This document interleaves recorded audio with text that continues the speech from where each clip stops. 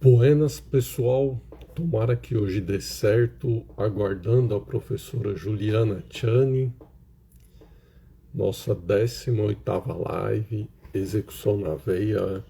Buenas, Juliana. Buenas, Celeste. Aguardando a professora Juliana Chani. Buenas, Marcelo, Fabi. Juliana Chani. Vamos lá, professora. Vai dar.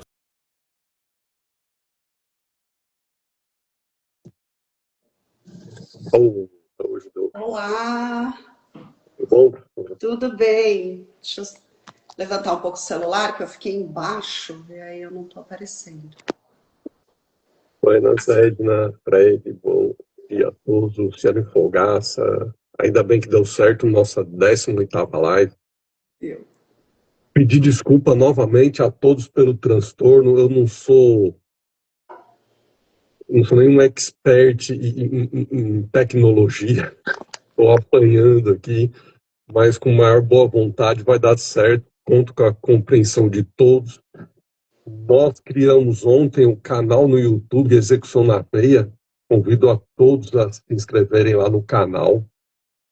Eu estou pesquisando ainda como que faz a live pelo YouTube. Eu não sei se vai ter que ter o Zoom, fazer pelo Zoom e transmitir simultaneamente pelo YouTube, já deixar salvo lá no YouTube, ou se nós vamos fazer pelo Instagram e passar lá para o YouTube. As que nós já fizemos, eu tentei passar para o YouTube, não consegui, estou apanhando aqui, mas vai dar certo.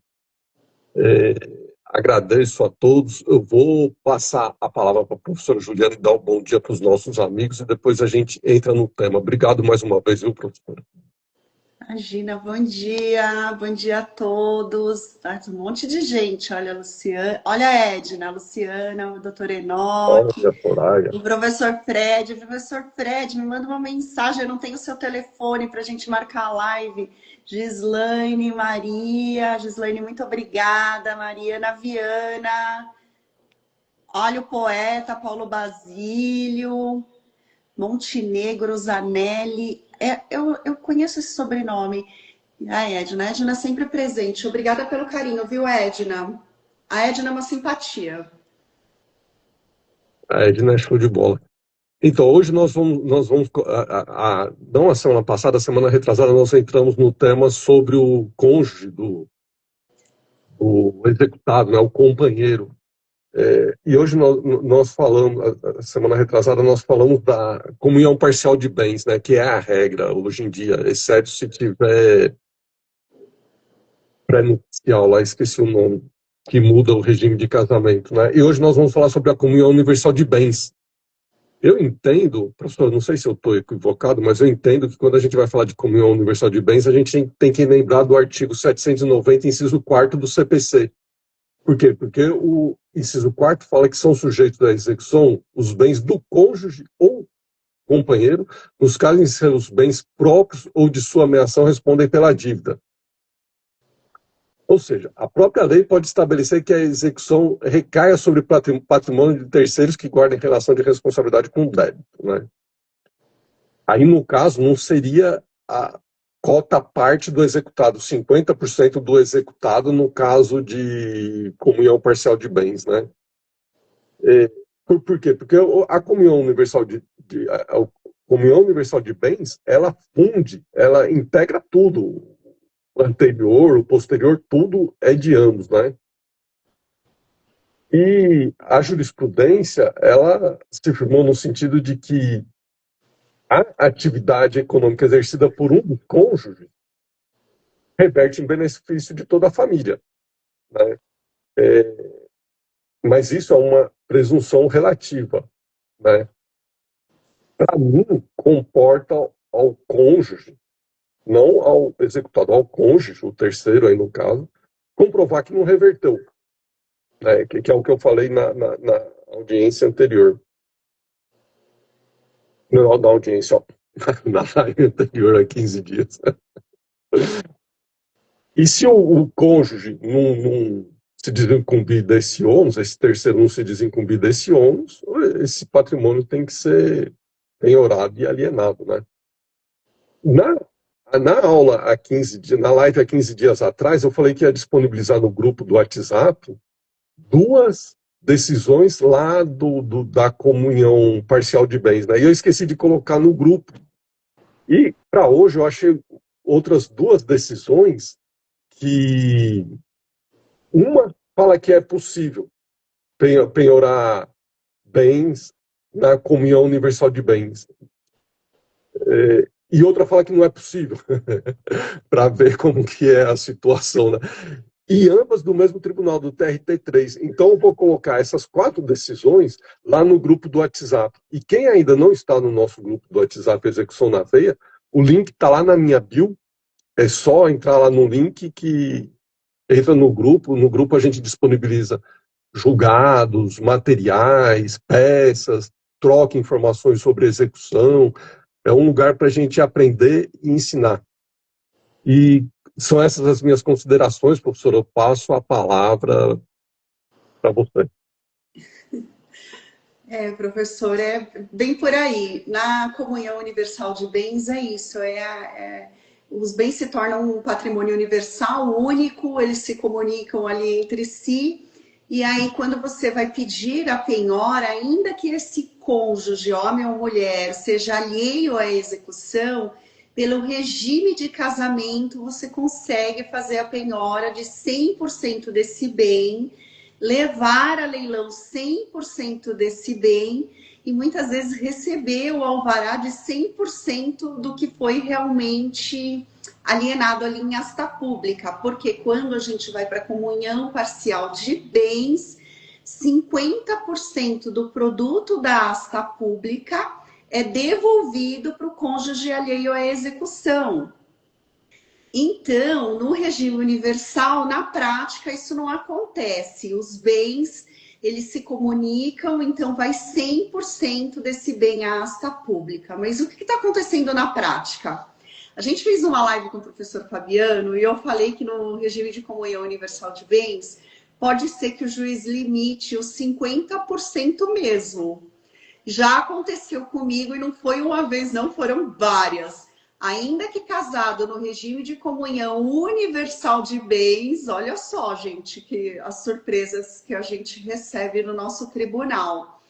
O tribunal limitou exatamente falando isso, que eu, reclamante, não fiz prova de que essa cônjuge alheia à execução, ainda que casada em regime de comunhão universal de bens, usufruiu da mão de obra e que o benefício do serviço prestado do reclamante beneficiou a família, em tese ela.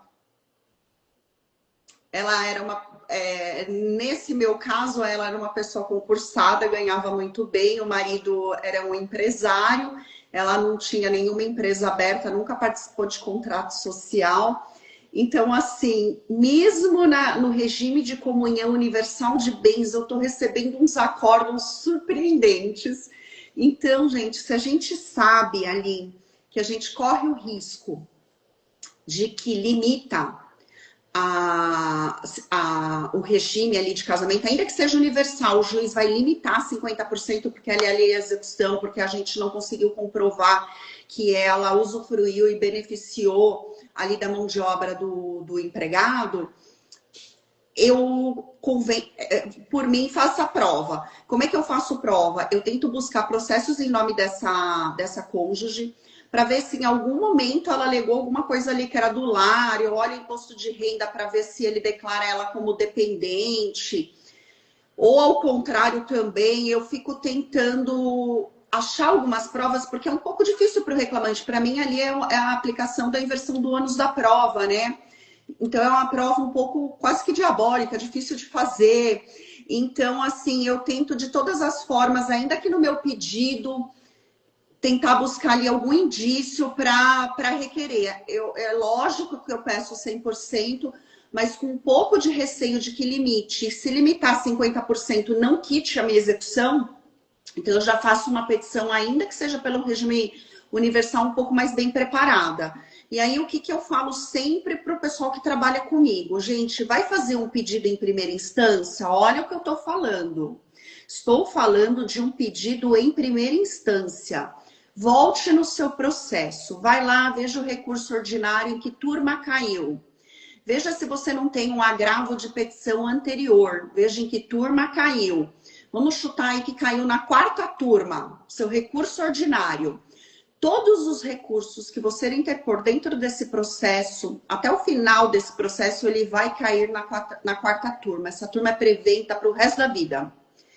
Então, se você já sabe que aquela turma é preventa, o que eu faço quando eu vou pedir em primeira instância? Quero pedir regime de comunhão universal de bens. Eu abro uma jurisprudência da 4ª turma e vejo como que eles entendem. E quando eu vou fazer o meu pedido, eu coloco assim, vejamos o entendimento da turma preventa e colo o acórdão. Por quê? O juiz pode até, na cabeça dele, eu estou falando isso em regime universal de bens, mas a gente pode falar em hipoteca, imóvel alienado fiduciariamente, em grupo econômico, você pode falar o assunto que for. Vá na turma preventa. Veja como é que a turma preventa vota. E aí, se você entendeu como é que a turma preventa vota, você vai fazer o pedido atendendo todos os pressupostos que a turma exige. Medida típica, a turma exige indícios de fraude, de ostentação, de não sei o quê. Prova, faz essas provas dentro do seu pedido, porque quando você agravar, você já vai ter. Você não vai poder inovar no agravo. Então, você já no seu pedido, você já está fazendo a prova, indeferiu o agravo, turma preventa, pronto, você já sabe que vai ganhar. Então, eu gosto muito da turma preventa, porque quando eu faço o pedido em primeira instância, eu falo, a turma preventa entende que, ainda que o juiz, às vezes, nem iria deferir aquele pedido, ele vai falar, eu vou deferir, porque vai bater lá e vai voltar. Vai bater lá e vai voltar. Então, às vezes, sai no despacho assim, o juízo não tem o entendimento, mas como a turma julgadora, não sei o quê, já defiro. Então, é bem interessante trabalhar com turma preventa. Então, assim, a dica de ouro hoje seria faça a prova, se você conseguir, ainda que em regime universal de bens, faça a prova, vamos no risco. Trabalhe com turma preventa, veja como é que a turma tem o entendimento e produza as provas conforme a turma vai julgar. Aí não tem como você perder. Eu sempre sei se eu vou ganhar ou vou perder lá no tribunal, lendo os votos dele. Às vezes eu falo, gente, não agrava não, a gente tem outro processo. Por exemplo, eu fiz um pedido meio atípico. Aí eu vou lá na turma preventa e eu vejo que aquela turma não dá de jeito nenhum. Não tem acórdão ali, não dá. Eu falo assim, a gente tem processo em outra vara? Temos, doutora. Veja que turma que está na outra vara. Ah, está em tal turma. Veja como é que é o entendimento da outra turma. A outra turma defere. Então, nesse processo, pede isso aqui. E no outro você vai pedir isso aqui, porque lá a gente vai ganhar. Então, a outra dica de ouro seria trabalhem com turma preventa. É importantíssimo e agiliza a sua execução, que é uma maravilha. Sim, é o que a doutora Aniele falou aqui, ó, turma preventa salva o processo. Mas eu acho estranho eles reservarem 50% Eu já vi. na comunhão universal. Não, sim, eu também já vi, mas eu acho muito estranho pelo seguinte, comunhão universal, tudo se unifica. Tudo é o quê? O ônus e o bônus. Ônus e o bônus. Tem aquele chavão, o ordinário se presume, o extraordinário se prova. O ordinário é o quê? Que se uniu o serviço o que o marido recebeu pela atividade empresarial dele. A cônjuge, a terceira, que tem que comprovar. Não, eu sou concursada, ele nunca deu um centavo em casa, entendeu? Ela que teria que comprovar. Caberia ao reclamante a contraprova. Caberia ao reclamante a contraprova. Né? Mas, assim, tudo isso mostra a dificuldade da execução. Eu não vi quem que falou, acho que foi o Enoque, o Rochedo, que falou que é trabalho de formiguinha. A execução, ela é um trabalho árduo, trabalho de formiguinha, não tem espaço para deslizes, porque aquela petição que você fez ontem, 80 laudas, nossa, eu te agradeço eternamente, professor. Grupo econômico gigante, né? Grupo econômico gigante, milhares de documentos, Então, assim, é um trabalho que não é fácil, porque o empresário, não estou generalizando, mas aquele empresário que quer dar golpe, ele está planejando, criando CNPJs, montando um novelo aí há anos, para depois começar a deixar de pagar empregado, para depois. Então, aí chega no processo, os juízes ainda tomam uma atitude assim que, para mim, é totalmente insensata. Não tem lógica jurídica, né? Reservar 50% na comunhão universal, não tem lógica. Para mim, não tem lógica. Mas, assim. Mas a gente encontra de tudo, né? Várias coisas não têm lógica. Sim. Mas, infelizmente, a gente tá. Eu estou bem surpreendida, tá saindo cada acórdão lá no TRT02. Eu te falei dois últimos, eu até chorei, com valores em processo reunido, piloto, acharam um imóvel lá e ratearam o valor. Quer dizer, se reuniu, já não tem nada. Reuniu para ratear e pagar todo mundo. E foi o dinheiro lá para a vara. Aí eu pedi para a juíza liberar o valor incontroverso, porque não quitou a minha execução, e expliquei, um processo piloto, não sobrou dinheiro, não sobrou mais nada. Aí ela falou, não vou liberar porque a execução não está garantida. Eu peguei e fiz um agravo de petição, súmula 01, eu preciso levantar reclamante passando necessidade financeira mãe solo. Eu peguei e fiz um agravo para o TRT02. Nem leram, deu... Ai, meu Deus, eu falo disso, eu fico nervosa. Deu decisão interlocutória. Aí eu entrei com embargo de declaração. Tomei uma paulada lá e ainda me falaram que eu me multar. Então, assim, não lê, não viram, é um processo piloto.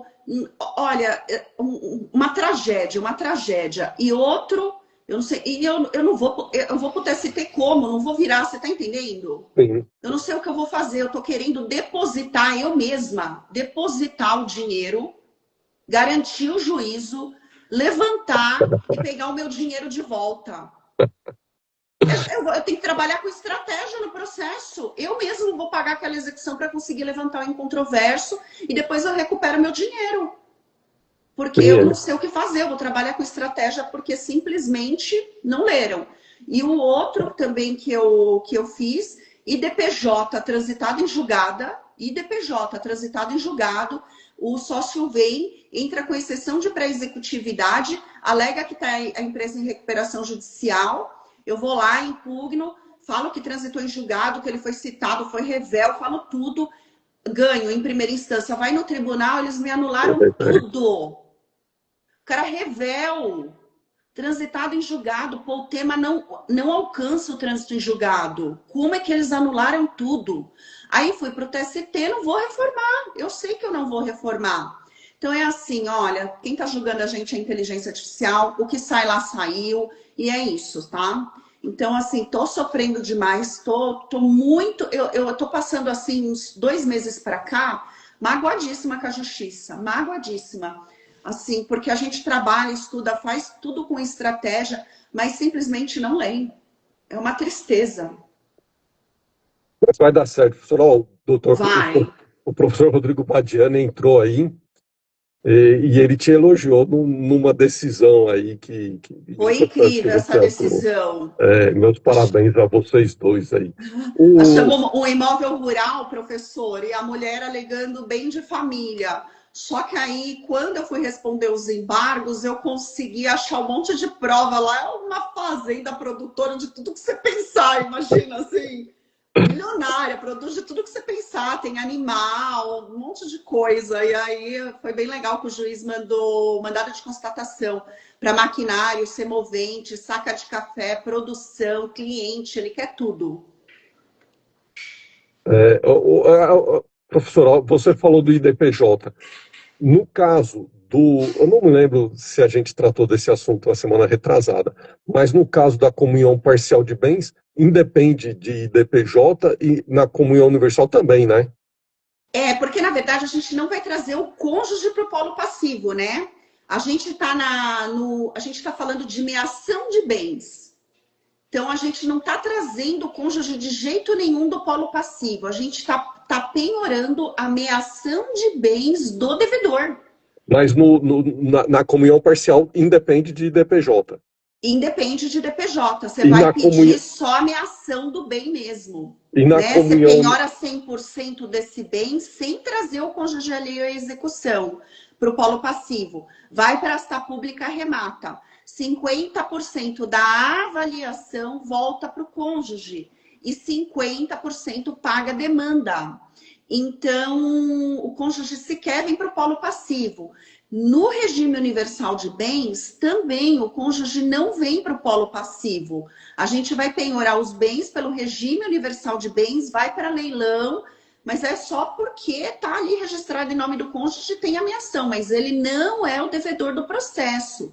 Mas a gente, na outra live, vamos falar da situação de trazer realmente esse cônjuge para o polo passivo. Porque às vezes é muito importante trazer o cônjuge para o polo passivo e é necessário, a gente pode conversar na próxima live sobre isso, porque às vezes esse cônjuge devedor não tem nada. O cônjuge o devedor não tem nada. E o cônjuge recebeu um tem monte tudo. de herança, por exemplo. Aí a herança não se comunica, porque eles ainda estão vivos. Então, se você trouxer o cônjuge para o polo passivo, você pega a herança do cônjuge. Sim. Então, às vezes, o casal não tem bens. O casal não tem bens, mas de repente a genitora da cônjuge falece, ela não é devedora. Então, eu trago ela para o polo e pego a herança dela. O Rodrigo Badiani está perguntando aqui, ó, mas nesse caso, o cônjuge não deveria ser intimado para exercer o direito de preferência? Não, isso ele pode até entrar com embargo de terceiro para alegar o que ele quiser. Tá? O cônjuge ele é terceiro nesse processo, ele vai ser intimado, se esse imóvel tiver alienado fiduciariamente, até o banco pode entrar também. Então, assim, são todos intimados, é aquela situação da penhora perfeita e acabada. Então, sim, todos são intimados para exercer o seu direito de defesa. Certamente vai alegar bem de família, e vai vir um monte de história aí para a gente rebater. Doutora, legal. Conseguimos fazer a nossa live. Convido novamente a todos para se inscrever no canal do YouTube Execução na Veia. Tem o link lá no nosso grupo de WhatsApp. E tem na minha bio, tem o link do grupo de WhatsApp Execução na Veia, para a gente falar sobre execução. Obrigado, professora, muito feliz. Conseguimos fazer a live. E até a próxima. Tchau, tchau, pessoal. Muito obrigado. Viu? Tchau, gente. Um ótimo dia. Desejo para vocês um diário oficial recheado de alvará e de despachos positivos, sem nenhum agravo de petição, tá bom, gente? Um ótimo final de semana aí, que a gente já está na quinta-feira. E até semana que vem com um pouquinho mais de execução na veia para vocês, tá? Fiquem todos com Deus. Tchau, tchau, pessoal. Obrigado.